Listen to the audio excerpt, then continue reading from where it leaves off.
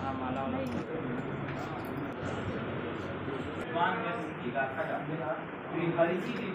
जाओ सुनाओ गाथा व दस नामी सन्यासी दंडी सतगुरु सेवा पूर्ण अधिवेशन में जम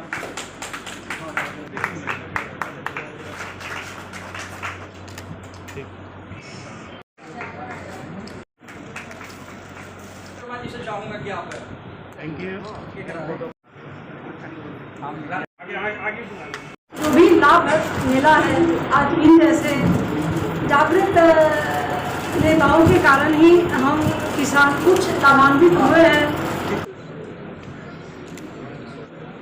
अभी मैं जंग अखिल महाराज के खिलाफ उन्होंने रंजन सर और थोड़ा सट जाइए आप। देखिए, स्वामी सहजानंद सरस्वती के नाम को बहुत लोग बदनाम कर रहे हैं।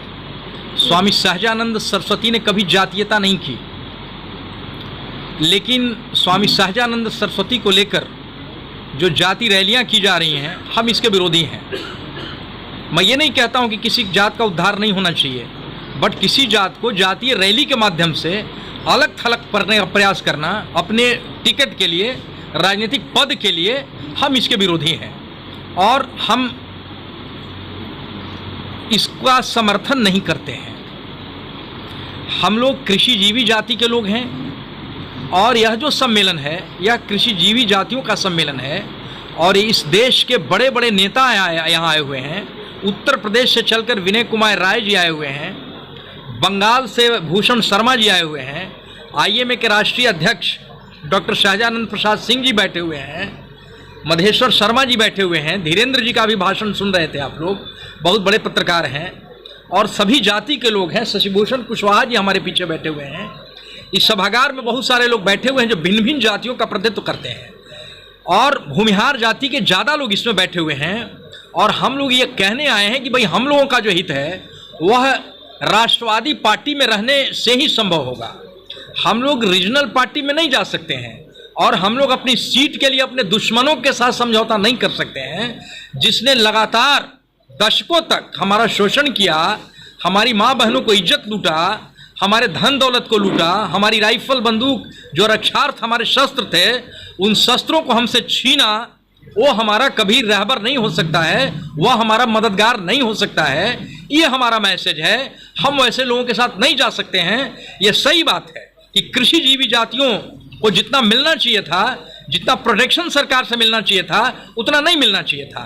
भूमिहारों की नाराजगी को भी कुछ हद तक मैं जायज मानता हूँ। भूमिहारों ने भारतीय जनता पार्टी को खड़ा किया, मैं इस बात को मानता हूँ। उस हिसाब से इस जाति को बहुत कुछ नहीं मिला है, बट ऐसा नहीं ना कि मैं अपने दुश्मन के साथ जाकर हाथ मिलाऊंगा। मैं इसी पार्टी में रहूंगा और यही लड़ूंगा। भारतीय जनता पार्टी को हम लोगों ने खड़ा किया है। जब कांग्रेस का पराभव हो रहा था तो हम लोगों ने भारतीय जनता पार्टी को सींचा है, उसको आगे बढ़ाया है और अब हम उससे कैसे अलग हो सकते हैं। आज देखिए नरेंद्र मोदी के नेतृत्व में देश कितना आगे बढ़ रहा है। नरेंद्र मोदी ने गरीब सवर्णों को 10% आरक्षण दिया। ये लोग भूल गए क्या जो लोग सभा सोसाइटी कर रहे हैं? इसकी कल्पना भी की जा सकती थी क्या कि सवर्णों को रिजर्वेशन मिलेगा?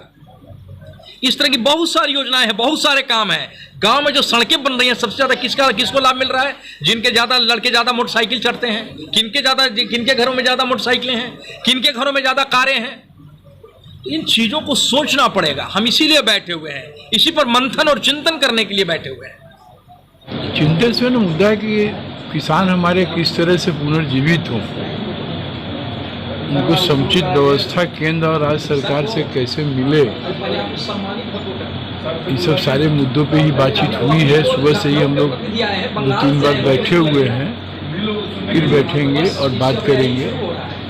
इस पर हम लोग किसानों की सुरक्षा, उनके फसल की उचित मुआवजा और उनकी सिंचाई की बेहतर सुविधा क्या क्या हो सकती है, उस विषय पे हम लोग बैठकर बात की है। फिर आज बात करेंगे।